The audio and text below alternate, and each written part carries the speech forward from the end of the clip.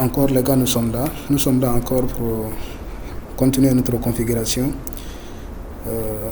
Ce tuto est consacré à la configuration de DHCP protocole. Comme je l'ai annoncé dans mes tutos précédents, que nous allons configurer d'abord les interfaces, on a déjà fait.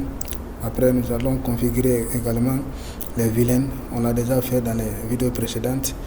Et le tour, cette fois-ci, est la configuration de DHCP protocole. Ok?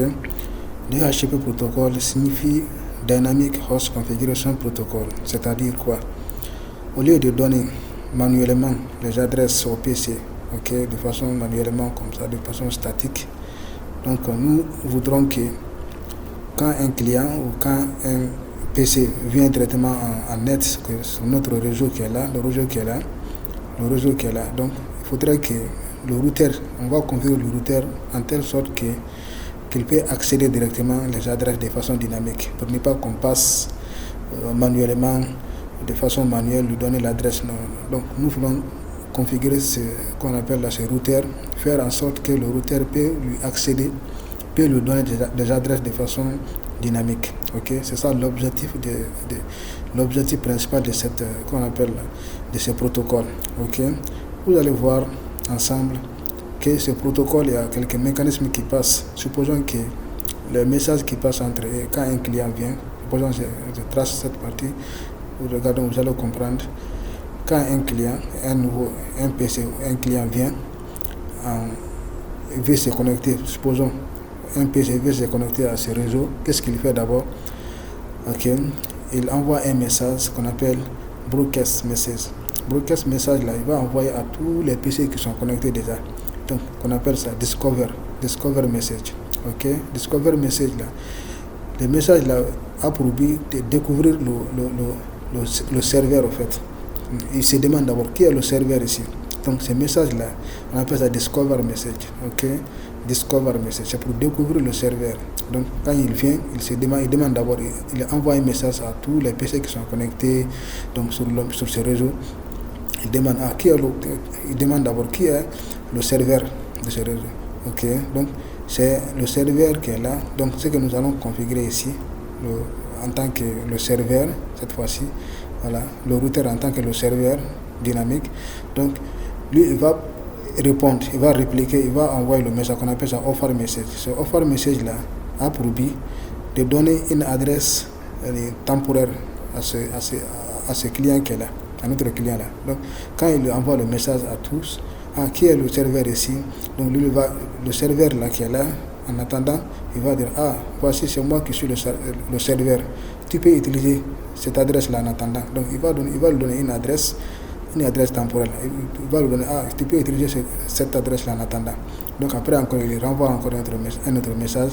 Ok, il dit encore est-ce que je peux utiliser cette adresse que tu m'avais donnée là, que tu m'as donné. Donc après encore qu'on appelle ça request message. Donc le dernier message que le serveur va envoyer, il va dire ok, il n'y a pas de chose, tu peux utiliser ça. Donc utiliser ça en tant que ton adresse. Donc c'est ce qui se passe entre les deux.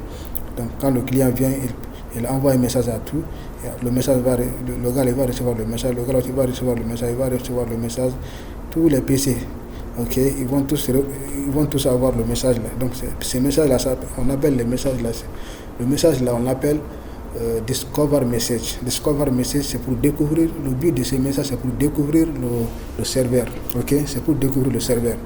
Maintenant une fois le message est déjà passé à tous, c'est le serveur seulement qui va répondre. Il va dire c'est moi qui suis le serveur. Donc voici une adresse que tu peux utiliser en attendant. Est-ce que tu es intéressé? Pose là, est-ce que tu es intéressé? Le gars lui dit est-ce que je peux utiliser cette adresse là? Donc il lui dit ok, tu peux utiliser. Donc voilà le mécanisme que se passe entre eux. Donc en quelque sorte, on ne peut pas tout expliquer dedans, mais c'est en quelque sorte le scénario en fait. Ok, le mécanisme en fait. Ok, on va aller. C'est très simple. Nous allons faire en sorte que le PC qu'on appelle le routeur qui est là, on va le configurer en tant que le serveur, DHCP serveur, qui va donner l'adresse de façon dynamique aux PC qui seront connectés ici. On peut ajouter d'autres PC ici, ok, mais ils auront directement, automatiquement et dynamiquement même l'adresse. quand le PC se déconnecte, quand il revient encore, il aura encore une adresse. Donc c'est un peu ça. Donc il s'agit de cliquer sur le routeur qui est là. Ok, on clique sur le routeur, on rentre encore dans notre command line, enable config t. Ok, une fois ici, on tape IP DHCP pool. Ok, tu peux donner le nom de pool. Ok, c'est cette commande là qui va nous permettre de créer le DHCP protocole. Ok, pool. Ok, my pool, supposons my pool. Ok, là vous voyez déjà ça change directement. DHCP configuration, DHCP config. Vous voyez déjà ça change automatiquement. Donc une fois que vous tapez cette commande là, ça change directement. Ok, allons-y. Ok, allons-y. Après avoir tapé ça, on tape network. Ok, net, cette partie, net là. Donc on donne, c'est quel net dont vous voulez donner l'adresse de façon automatique.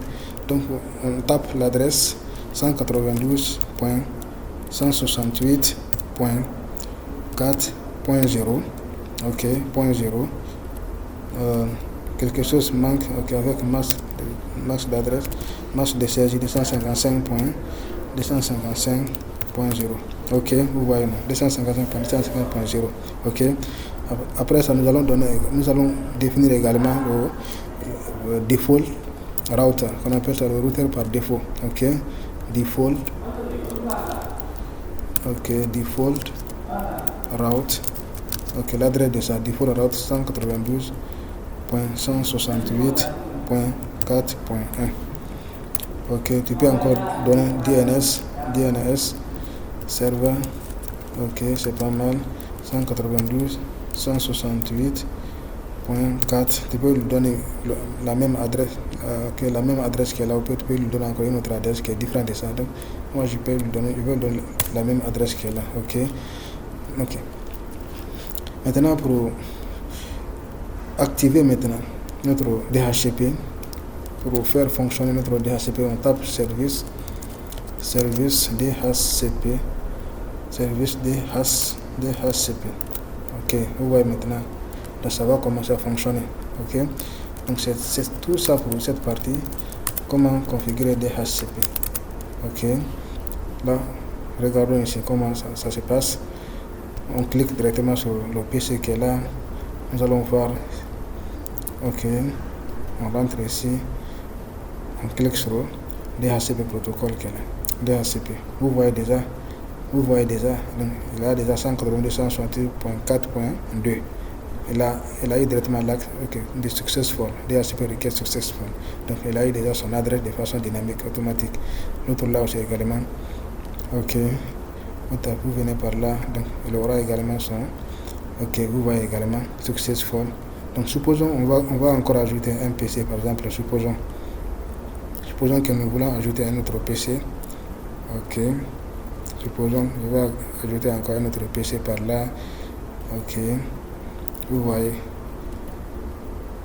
Ok, là il va envoyer le message à tout. Il va dire qui est le serveur. Il va répondre directement. C'est moi qui suis le serveur. Tu peux utiliser en attendant. Ok. Est-ce que je peux utiliser? Ok, tu peux utiliser. Donc c'est ce mécanisme qui passe entre eux. Donc je vais taper encore pour voir si il a eu son adresse ou pas. Ok, vous voyez. Il doit avoir son adresse. Donc, ok, il n'a pas encore eu son adresse. Donc ça n'a pas encore passé très bien. Donc il n'a pas encore eu son adresse. Il doit avoir son adresse. Ok. Vous voyez déjà. 192, 121, ok. Il doit avoir son adresse également. Donc, ce sont ces mécanismes qui passent entre eux. Voilà. Ok. Lui, il a déjà eu son adresse. Ok. Lui également, il a déjà eu son adresse. Il n'a pas encore eu son adresse. Ok. Donc, lui aussi, il a eu son adresse. Ok. Lui également, il doit avoir maintenant son adresse. Je ne me trompe pas. Vous voyez maintenant, il a également son adresse. Donc c'est un peu ça. Donc ils peuvent communiquer maintenant entre eux. Ils sont de taper. Donc taper le message là, envoyé par là. Vous-même vous allez voir. Ok, tapons ici. Le message doit passer. Attendons d'abord. Ok.